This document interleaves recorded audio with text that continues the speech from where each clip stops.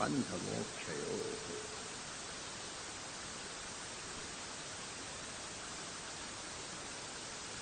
ये मनुष्य का जो मन है,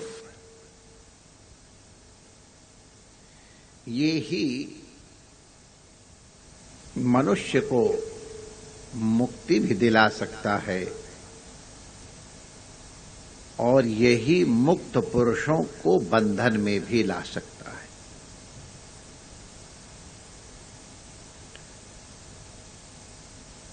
परिस्थिति के अनुसार, अदृष्ट के अनुसार, देश काल के कारण आपका शरीर विभिन्न परिस्थितियों में हो सकता है, विभिन्न प्रकार के आचरणों को करने के लिए बाध्य हो सकता है, लेकिन मन केवल आपके नियंत्रण में है। मन को कोई परिस्थिति किसी विशेष प्रकार से व्यवहार करने के लिए बाध्य नहीं कर सकती है।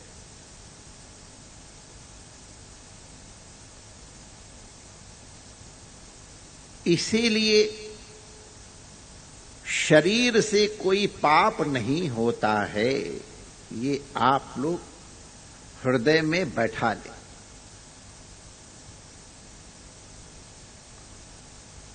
जितने भी पाप या पुण्य हैं वो आपके मन के संकल्प के अनुरूप होते हैं।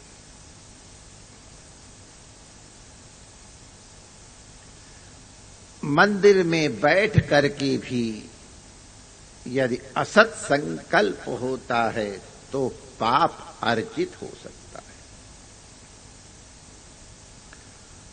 और यदि किसी कारण से असद स्थल पर आ गए हैं और वहां यदि आपके मन की स्थिति समाहित है तो आप उन परिस्थितियों में रहते हुए भी पाप से लिप्त नहीं होंगे, क्योंकि कर्म संकल्प के अनुसार होते हैं और कर्म के अनुसार ही फल की प्राप्ति होती है। हमारे हनुमान जी महाराज को परिस्थिति वशात माता सीता के अन्वेषण के लिए रात्रि के समय जब रावण की अभिसारिकाएं शयन कर रही हैं, रावण की कामकेली में सहयोग देने के अनंतर तब हनुमान जी रावण के अंतःकरण में प्रवेश करते हैं, रावण के अंतःपुर में प्रवेश करते हैं।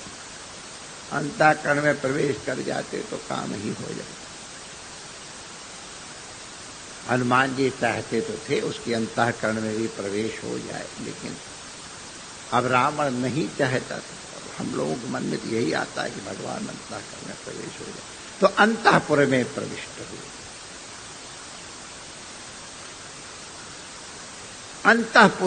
अंतःपुर में 12 वर्ष से अधिक आयु के पुरुष का प्रवेश वर्जित है महारानी की अनुमति के बिना, वो अपराध है। राजा को भी यदि अंतःपुर में जाना होता है तो जो अंतःपुर का सुरक्षा अधिकारी होता है कंचुकी, उससे अनुमति लेनी पड़ती है। कंचुकी महारानी का अन्न खाता है, राजा का नहीं खाता। इसके बाद हनुमान जी ने उन अर्धनग्न स्त्रियों के दर्शन किए, उनके एक एक अंग का दर्शन किया। श्री वाल्मीकि रामायण में वो कैसे कैसे सो रही थी, कैसे कैसे उनके अंग हो रहे थे, कैसे कैसी वो चेष्टाएं कर रही थी, उनका वर्णन है। मतलब ये सोते समय कहते सोया आदमी मरा आदमी बराबर है। तो हनुमान जी ने उन अर्धनग्न स्त्रियों के दर्शन किए और उनमें सीता जी के जो लक्षण उन्होंने सुने, जिसके पहले उन्होंने जनक नंदिनी के दर्शन नहीं किए थे, केवल उनके लक्षण सुने थे और उन लक्षणों को वो उन सब स्त्रियों में मिला रहे थे, लेकिन उनमें कहीं वो लक्षण मिल नहीं रहे थे। एक एक को देखते हुए अंत में रावण के जहां शयन कर रहा था, बड़ा बढ़िया पलंग का वर्णन है, और वो सब रावण सो रहा है और उसके बगल में एक स्त्री सो रही है। उसके लक्षण को देख के हनुमान जी बोले, हाँ ये सीता है। जो लक्षण हमने सीता के सुने हैं वो सब लक्षण इनमें मिलते हैं। हनुमान जी प्रसन्न हो गए और लगे खंभे के ऊपर कूदना, चढ़ना, उतरना, बंदर खुशी मारे अपनी पूंछ फटकारने लग गए। मिल गई सीता, मिल गई सीता, मजा आ गया, अब चलो ये। लेकिन थोड़ी देर बाद उनका सारा उत्साह ठंडा हो गया।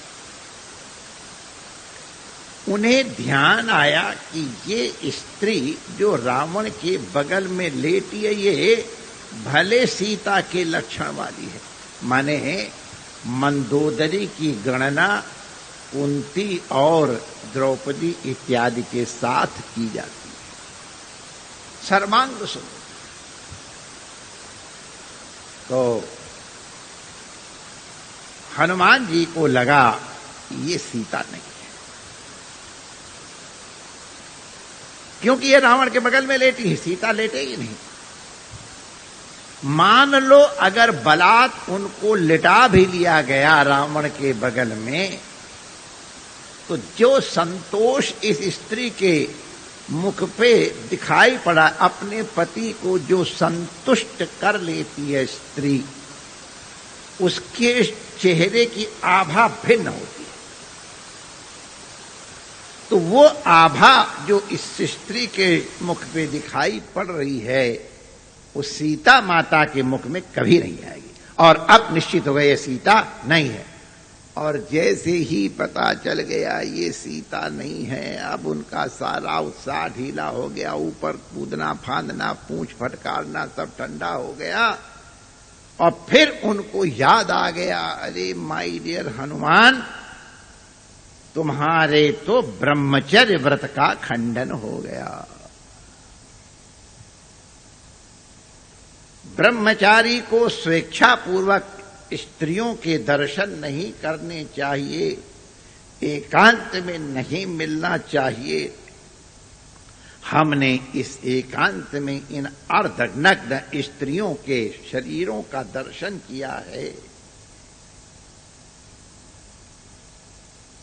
मुझे अब या तो बड़ा वर्णन वहां आया, उनके खेद का बड़ा लंबा चौड़ा वर्णन है कि मैं समुद्र में डूब जाऊं, कि संन्यास ले लूं, कि क्या करूं। इस तरह का विचार कर ही रहे थे तो भगवान रघुनाथ तो अपने भक्तों के हृदय में विराजते ही हैं। रावण को दुखी देखा तो भगवान ने मन में प्रेरणा दी, और तब बुद्धिमताम वरिष्ठम हनुमान जी ने, जो ज्ञानियों में अग्रगण्य हैं, बुद्धिमानों में श्रेष्ठ हैं, उन्होंने विचार किया, भैया तुम सीता माता का अन्वेषण करने आए हो, कहां करोगे? जहां माताएं रहती वहीं तुमको जाना पड़ेगा। स्त्रियां जहां होती वहीं जाना पड़ता, इसलिए हमारा अंतःकरण में आना, तो अंतापुर में आना तो उचित है। अब माता जी को देख रहा था तो ये शयन करती हुई स्त्रियों को मैं देख तो जरूर रहा था, लेकिन मुझे उनके अंगों का कोई भान नहीं है। मुझे उनके माने हमारा जो मन है वो किसी भी प्रकार से विकृत नहीं हुआ है।